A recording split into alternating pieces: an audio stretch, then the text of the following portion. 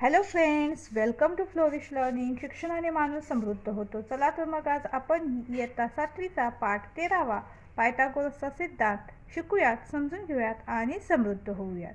तर काटकोन त्रिकोण म्हणजेच काय? Right angle triangle. ज्या त्रिकोणाचा एक कोन काटकोन असतो त्या त्रिकोणास काटकोन त्रिकोण म्हणतात आणि त्या काटकोनासमोरील बाजूला कर्ण म्हणतात, हे आपल्याला माहिती आहे. तर काटकोन हा 90 अंशाचा असतो. तर काय केलेले आपल्याला, तर काही त्रिकोण दिलेले आहेत आणि आपल्याला काय करायचं आहे, तर त्यांच्या कर्णाची नावे लिहायची आहेत. तर त्रिकोण ABCचा कर्ण, तर ही काटकोन करणारी बाजू कुठली आहे? AB आणि BC. तर कोण B हा काटकोन आहे. मग याच्या समोरची बाजू कुठली आहे? तर AC. म्हणून त्रिकोण ABCचा कर्ण काय असेल? AC किंवा बाजू AC असे आपण लिहू शकतो. त्रिकोण LMN मध्ये काय आहे? या काटकोनासमोरील बाजू कुठली आहे? MN. म्हणून त्रिकोण LMN चा कर्ण काय असेल? MN. यानंतर त्रिकोण XYZ चा कर्ण, तर ह्या त्रिकोणामध्ये y च्या समोरील बाजू कुठली आहे? XZ. म्हणून त्रिकोण XYZ चा कर्ण काय असेल? XZ किंवा बाजू XZ असे आपण लिहू शकतो. यानंतर पायथागोरसचा सिद्धांत म्हणजेच काय? Theorem of Pythagoras. तर काय आहे पायथागोरसचा सिद्धांत? तर काटकोन त्रिकोणात कर्णाचा वर्ग हा इतर दोन बाजूंच्या वर्गांच्या बेरजेइतका असतो. म्हणजे हा जो काटकोन त्रिकोण आपल्याला दिलेला आहे त्यातील हा कर्णाचा जो वर्ग असेल तो ह्या दोन बाजूंच्या वर्गांच्या बेरजेइतका असतो. हा काय आहे? पायथागोरसचा सिद्धांत आहे. म्हणजेच काय? तर कर्णाचा वर्ग बरोबर पाया वर्ग अधिक उंचीचा वर्ग असं आपण हे सूत्र वापरतो. तर या पाठासंबंधित बेसिक माहिती आपण घेतलेली आहे. आता आपण सराव संच 48 ला सुरुवात करूयात. तर सराव संच 48 मधील पहिला प्रश्न काय आहे? तर खालील आकृत्या पहा व x ची किंमत काढा. तर आपल्याला ते 3 आकृत्या दिलेल्या आहेत आणि त्यामध्ये आपल्याला x ची प्रत्येक आकृतीमध्ये x ची किंमत काढायची आहे. चला तर मग आपण ते सोडवून पाहूयात. तर कधीही कोणतेही गणित सोडवत असताना आपण काय करायचं आहे, तर दिलेली माहिती सर्वप्रथम लिहून घ्यायची. त्यानंतर जर त्या गणितामध्ये आकृती असेल तर ती आकृतीही काढून घ्यायची. म्हणजे काय होतं, आपल्याला गणित सोडवणं थोडं सोपं जातं. तर तुम्हीही ज्यावेळेला गणित सोडवता त्यावेळी अशा पद्धतीनेच तुम्ही गणित सोडवत जा.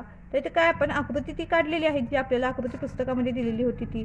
त्यानंतर काटकोन त्रिकोण LMN मध्ये हा जो काटकोन त्रिकोण आहे त्यामध्ये काटकोन त्रिकोण आपण या अशा चिन्हाने दाखवतो.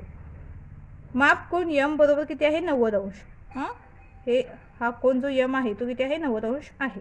म्हणून बाजू LN हा कर्ण आहे. म्हणून बाजू LN हा काय होतो? कर्ण होतो. कोणासमोरची बाजू काय असते? कर्ण असते. काटकोन त्रिकोणात कोणासमोरील बाजू काय असते? कर्ण असते.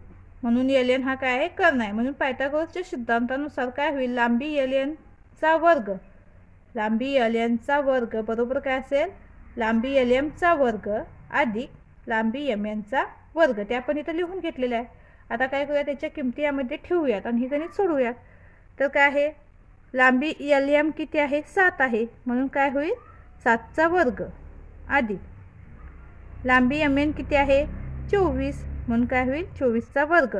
आणि LN आपल्याला इथं किती दिलेलं आहे? तर x दिलेलं आहे. म्हणजे इथं काय होईल? x चा वर्ग. म्हणून x वर्ग बरोबर काय होईल? इथे आता तुम्हाला वर्ग पाठ असणं खूप गरजेचं आहे. 30 पर्यंत वर्ग म्हणजे कंपल्सरी पाठच हवेत. आणि जर त्यापुढे तुम्ही 40-50 पर्यंत जरी वर्ग पाठ केले तरी ते तुमच्या फायद्याचंच होईल.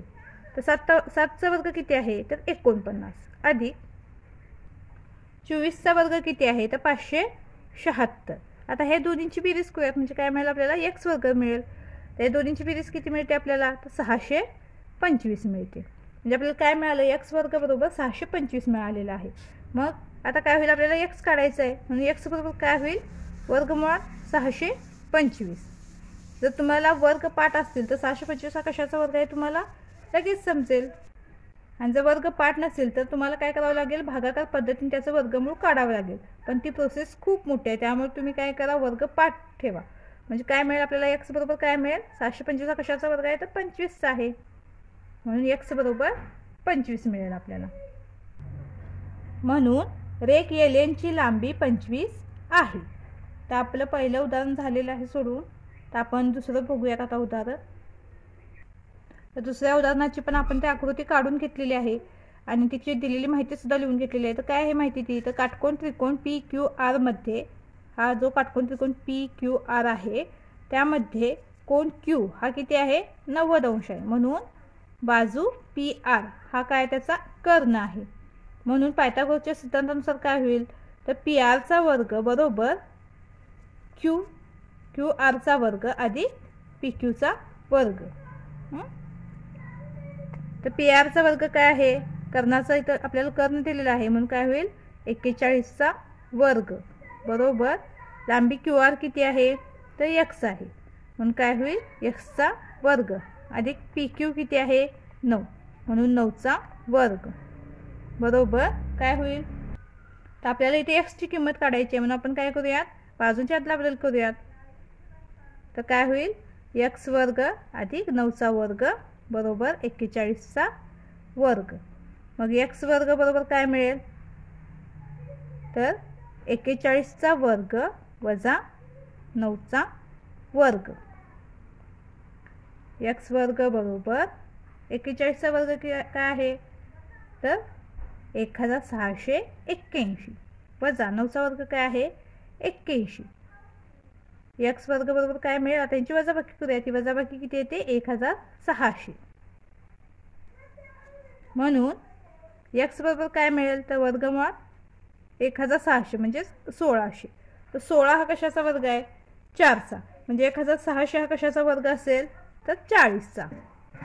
म्हणून x बरोबर काय मिळेल आपल्याला 40.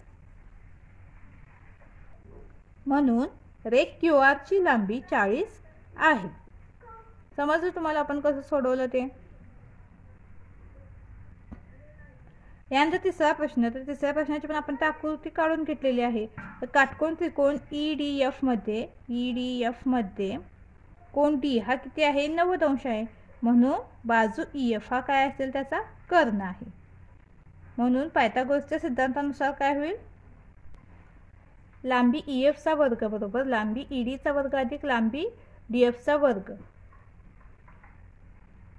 तर EF चा वर्ग किती आहे 17, म्हणजे EF किती दिले आपल्याला 17, म्हणून तर काय होईल 17 चा वर्ग बरोबर ED किती आहे x, म्हणून काय होईल x चा वर्ग अधिक DF किती आहे 8 म्हणून 8 चा वर्ग. बाजूंच्या अदला बदल करून घेऊयात. x वर्ग अधिक 8 चा वर्ग बरोबर 17 चा वर्ग. आणि आपल्याला ते x ची किंमत काढायची आहे म्हणून आपण काय केलं बाजूंच्या अदला बदल करून घेतली. तर x वर्ग बरोबर काय होईल, तर 17 चा वर्ग अधिक वजा 8 चा वर्ग. कारण हे अधिक आहे ते इकडे बरोबर चिन्हाच्या अलीकडे येऊन काय होईल वजा होईल. म्हणून x वर्ग बरोबर आता 17 चा वर्ग किती आहे तर 289 आणि 8 चा वर्ग किती आहे 64. म्हणून x वर्ग बरोबर काय मिळेल, तर 289 वजा 64 होती. त्यांची वजाबाकी आपल्याला किती मिळते, तर 225 मिळते.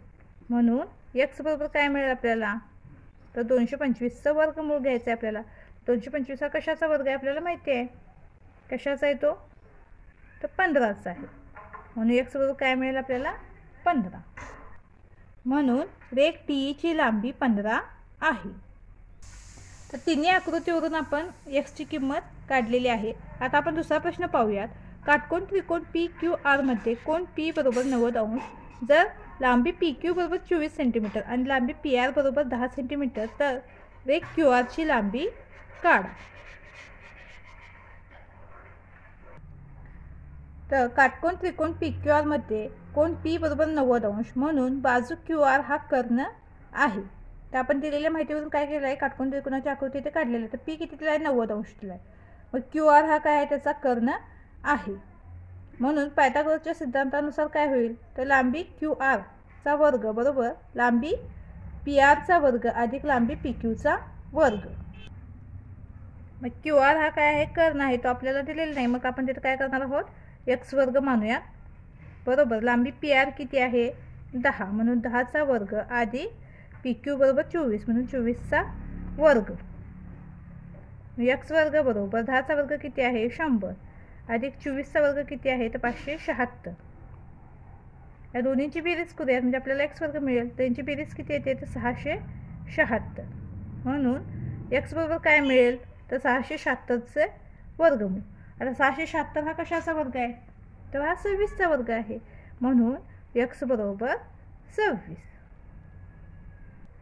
म्हणून रेख QR ची लांबी 26 सेंटीमीटर आहे.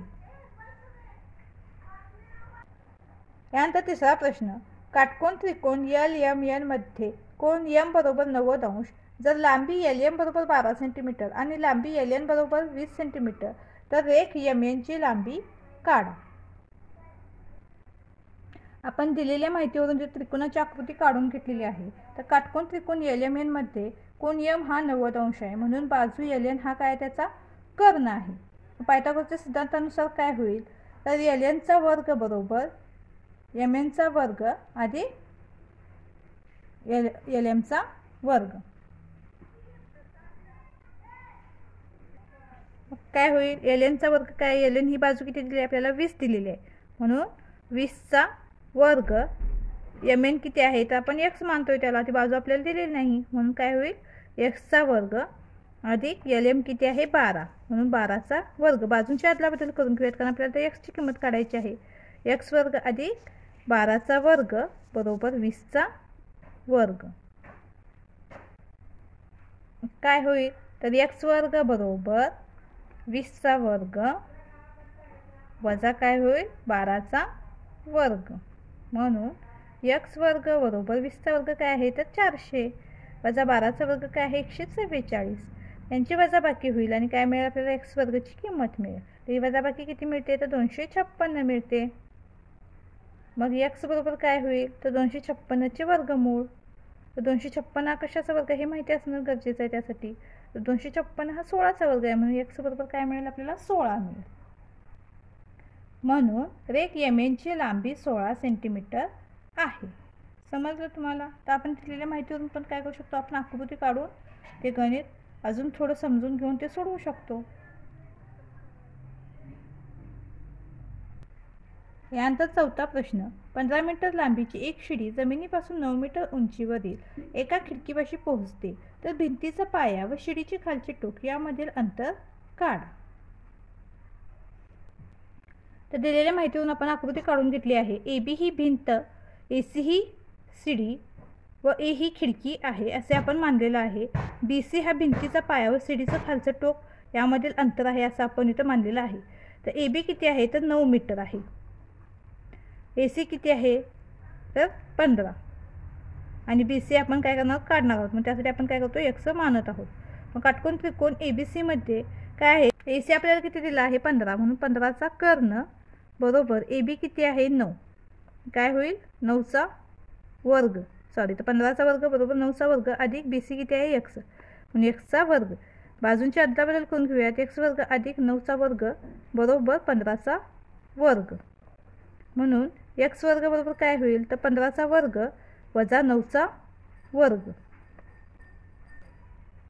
x वर्ग बरोबर 15 चा वर्ग किती आहे तर 225 वजा 9 चा वर्ग किती आहे 81. x वर्ग बरोबर काय होईल, या दोन्हीची वजाबाकी ती किती येते तर 144 येते. मग 144 हा कशाचा वर्ग आहे तर 12 चा, म्हणून x बरोबर आपल्याला काय मिळेल 12 मिळेल. म्हणून लांबी BC बरोबर किती असेल 12 मीटर. तर अशा प्रकारे हा आपला सराव संच पूर्ण झालेला आहे. व्हिडिओ आवडल्यास चॅनेलला लाईक, शेअर, सबस्क्राईब नक्की करा.